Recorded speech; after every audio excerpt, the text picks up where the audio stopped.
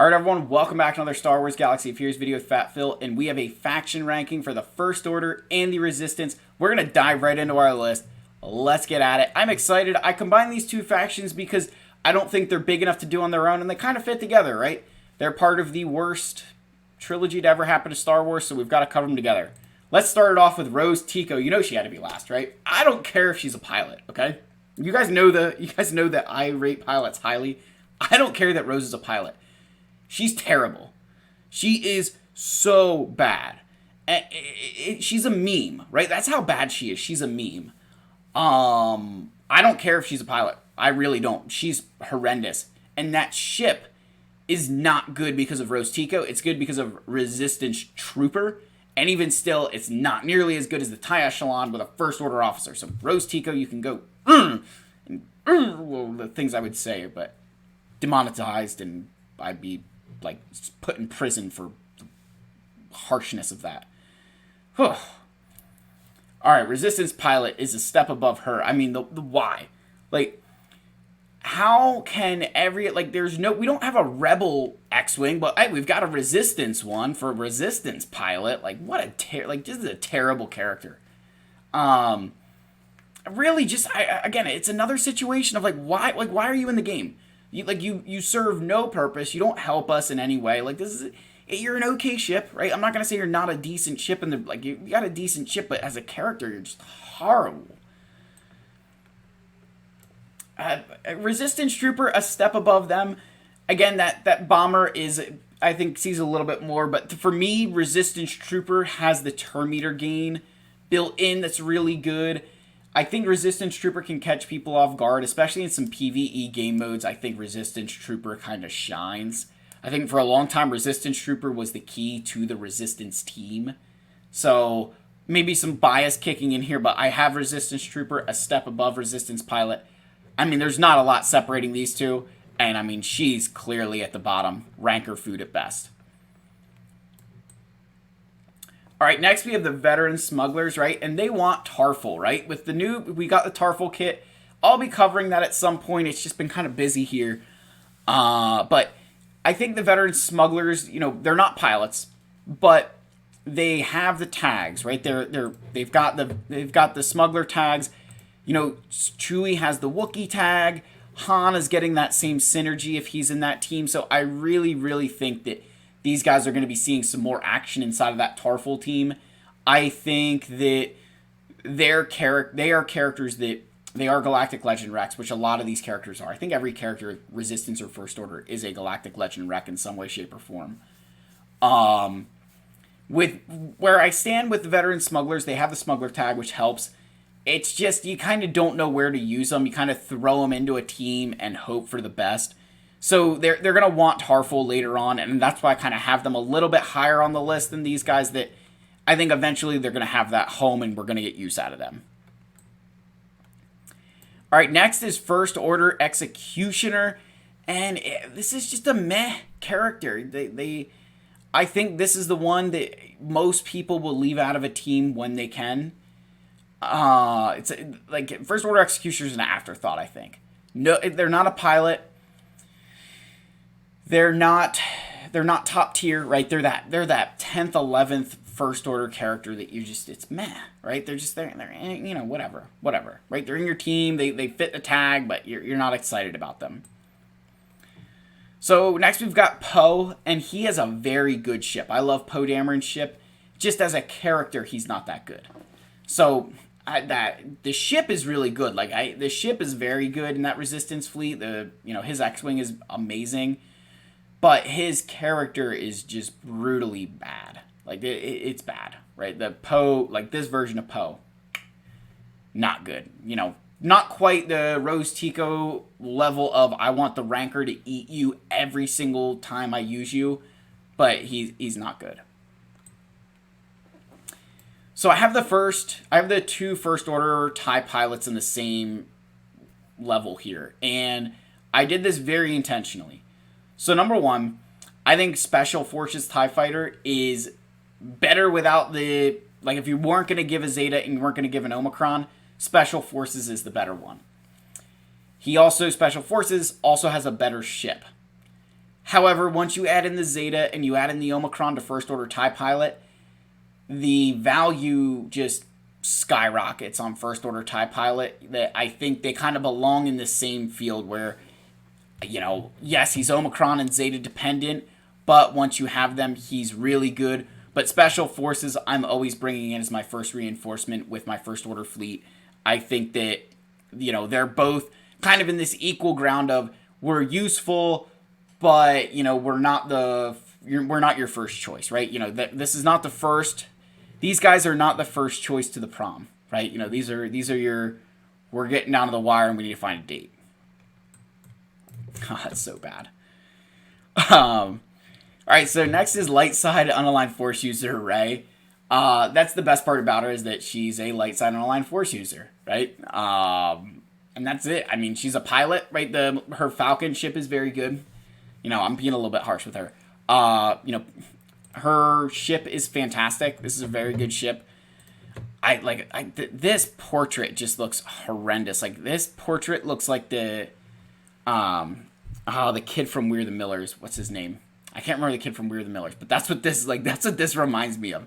At least when you get in here, it looks a little bit more like Daisy Ridley. But I mean, this just looks it looks horrible. It looks like either the kid from We're the Millers or the kid from the original Toy Story with the really bad sharp eyebrows. All right, we've got Kylo Ren next. OG Kylo. Again, he's a pilot as well, right? He's part of the Kylo Ren shuttle. And he can be very useful at times. I think especially early on in the game, he can solo a lot of teams you're going to see in GAC. I've found a lot of use with him in conquest game modes for light side unaligned force users, no support wins. So you'll find ways to use him. I don't want to knock him too heavily. At times he's very useful, and I've gotten, when I say solid use out of him, I really have. That I'm not exaggerating when I say that I've gotten a lot of use out of Kylo Ren. I don't have a ton of complaints about him. Because even in the end game, you're going to find a way to use him in some way, shape or form. All right, Finn is the next character on the list. His Omicron is territory battles, and that I don't rate territory battle Omicrons highly, simply because, especially with the new Rise of the Empire, where combat missions don't mean nearly as much, this Omicron lost a lot of its value.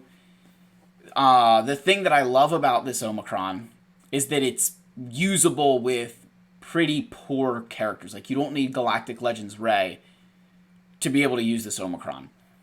Again, he's part of the pilot for the Rey's Millennium Falcon, so he deserves a shout. I mean, not a bad character. He's got a leadership ability, which is useful for the Resistance team, especially with Zori. But yeah, I kind of think, he's a step above OG Kylo, simply because there's some ways you're going to use him a little bit more than Kylo, but dependent on that Omicron.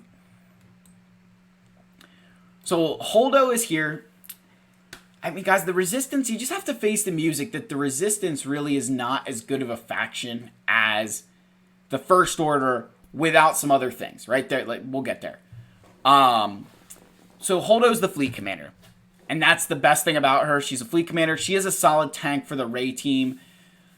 The problem with her fleet really isn't that great. In terms of where I'd rate the Resistance fleet, I'm not rating it highly. I'm not. That's the way that I see it. Call me what you want, say what you will.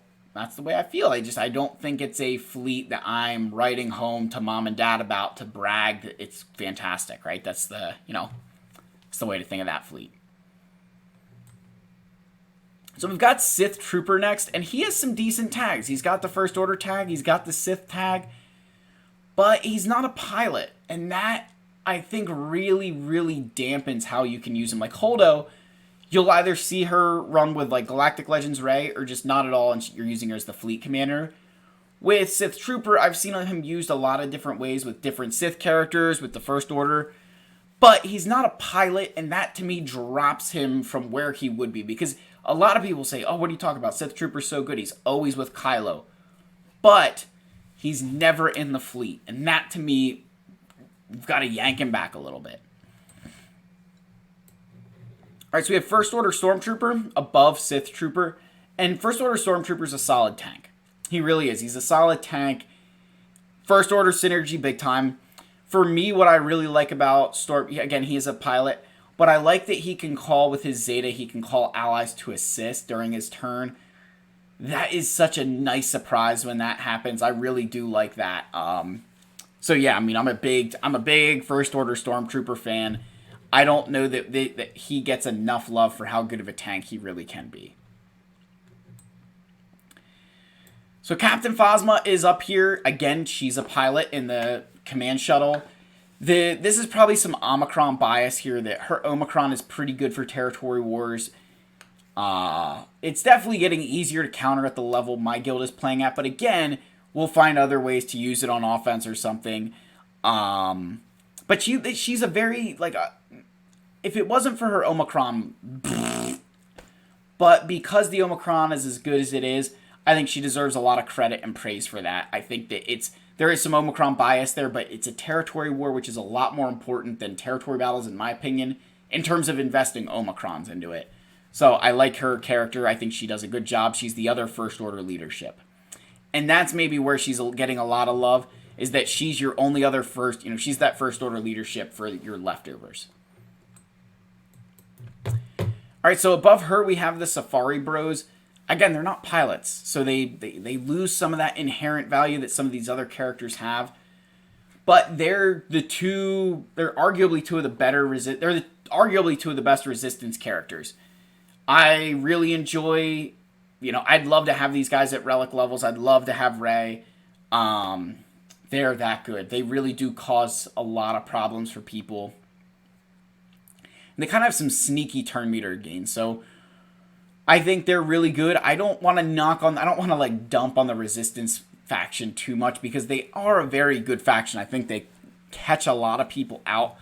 So I mean, these guys are good, right? These are very good characters. Just they're not pilots.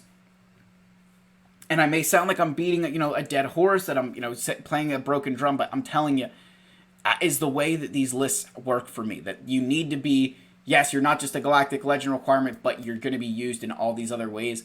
And they see use probably more often than Captain Phasma does. So, that's where they are.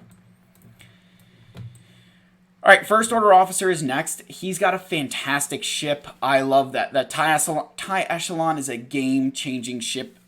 The other thing with First Order Officer I really like is he's got the turn meter pass, dispelling buffs. Just a solid character. I think First Order Officer is one that I would highly recommend most players be working on at some... he's one that you build up along with that initial First Order fleet to ensure you have that optimal lineup as soon as you can start throwing good gear on those pilots.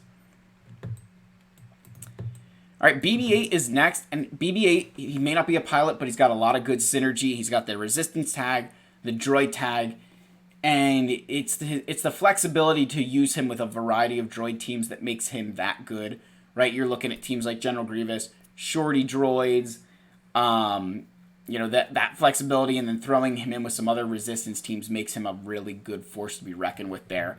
I do like BB-8, he gets held back in some areas that I think some other characters do better. All right, we have General Weasley next. Right? He used his, my Harry Potter references are going to escape me at this point. But yeah, I mean, General Hux is he's got a fantastic kit. Probably one of the most important First Order characters in terms of making that faction more difficult to counter.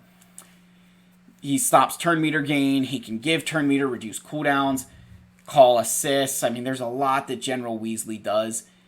And he is the fleet commander for the Resistance. I think the only reason I have him down lower really comes into play that he's very easy to counter in terms of he doesn't have a big health pool. So taking him out doesn't take all that much effort. And that's just, that's the way I look at him. All right, Zori Bliss makes Rose good. Let that sink in. That a Zori team with Rose Tico in it is one of the scariest teams you can see in GAC. I want to let that sink in. Do you guys understand those words are coming out of my mouth right now, that Zori makes Rose good? She has to be on the list. I don't care that she's not a pilot. I don't care that she's brand new. If you make Rose Tico good, you are a good character. You're probably a great character at that. I think that Zori is only going to get more and more... She's only going to benefit players more and more as time goes on. I think she was a fantastic marquee addition. They did a really good job with Zori and her kit. JTR is a step above, and the reason I have JTR here, she does have the light sign online force user tag. She is a leadership for the resistance, but putting her with Rey adds a layer of difficulty that, you know, doesn't exist without her. Because she has that healing immunity, she's got the turn meter removal and ability block. She's got some good parts to her kit that add a layer of difficulty to that Sith Eternal battle that I don't always think players are prepared for. So I really like Jedi Training Rey. I don't want to hate on her too much. I think she is a good character. I just think that this is kind of where she belongs. So R2-D2, a step above JTR. Again, he can be used with a variety of teams, so he's got even more uses than JTR does. But the one thing that I want to call out here is that he is solid with Rey. Because in his number crunch ability, when, you know, at the start of battle, and when BB-8 revives, they gain 10% of his max protection, offense, health, and potency until he's defeated. So Rey is going to get 10% of his health and offense, plus other stuff. So depending how you mod him, he can be giving out some pretty ridiculous stats to Rey and making her that much more difficult to beat. I love R2-D2. And then, oh my goodness, you've got C-3PO. 3PO is one of those characters that I think you've got to really understand how he's fitting into all these different pieces. He doesn't really fit in with the Resistance as much as he does the Rebels and our Galactic Republic, but he does have some exposed synergy. He's got an assist. He's got a bunch of things that I think just allow him to be used in a variety of different teams. And I think that needs to be called out. That yes, they're not pilots, but you're using these guys all the time. Kylo Ren Unmasked is a pre-taunt, and he's got one of the best ships in the game. For me, it's the pre-taunt that I think really sets him apart. When you have a pre-taunt, you automatically gain viability in so many aspects of this game that I think, you know, Kylo Ren Unmasked deserves that claim as one of the best pre-taunting tanks in the game. Very difficult to beat. If you don't have the right strategy, you will time out against him because you won't deal enough damage. So definitely bring healing immunity. Alright, we need to stop the hate. Rey is not a bad character. Rey is fantastic inside of Star Wars Galaxy of Heroes. Rey is probably one of the scariest Galactic Legends inside of Star Wars Galaxy of Heroes. So stop the hate around her. I get it. It's there, right? It is what it is. But come on. At some point, we need to grow up a little bit, and we need to make that, we need to make that right. I think Rey's really, really good. I just don't have her on the same level that I do Supreme Leader Kylo Ren because he leads to more. There's more things that you can do with Supreme Leader Kylo Ren that you can't do with Rey because of not only the ships you're farming up for something like the Finalizer, but also because I think Rey has a few more non-Galactic Legend counters that Supreme Leader Kylo Ren simply just doesn't have in as much abundance. So, there's that. But we've got our honorable mentions. So we've got Ben Solo and some Night Sisters here. I mean, Ben is obvious. Ben's going with Rey, right? They've got the dyad in the Force. They, of course, had the kiss on my screen and, ruined Star Wars. But, Ben Solo's fantastic. The one issue I have with him is that he is so specifically designed for Galactic Legends Rey. That there is some synergy to say, oh, if any version of Rey is present, but so much of his kit is built on Galactic Legends Rey that I think, he loses some of that viability that somebody else would have. And then we have the Night Sisters here because they love to be with Supreme Leader Kylo Ren. I think this will be going away with the introduction of Marin because I think Marin is going to force people to play a little bit differently. But as of right now, I've gotten plenty of use out of Old Daka and Zombie with Supreme Leader Kylo Ren. Just such a great like underlying mechanic that makes that team really, really good. So the last thing we want to end on here, guys, we did our honorable mentions. I do need to mention this. When you get Ben solo and you have Rey, this is arguably better than Supreme Leader Kylo Ren. Between the healing immunity from Ben, the bonuses, all that stuff, I definitely think that Rey plus Ben is a better team than the First Order with Supreme Leader Kylo Ren. Again, maybe that's a hot take. Maybe you guys don't agree with that, but I think that's kind of where my head is going, where my mind is going. So yeah, guys, that's the video. I know what you guys are waiting for because guess what? I put it at the end. Our king needs Relic 8, but we need your help to get there. When this channel hits 5,000 subscribers, Wampa will hit Relic 8. It is that easy, guys. I really, really appreciate all the love and support this channel has gotten. We are growing so fast, and it's all because of you. You guys really deserve the credit.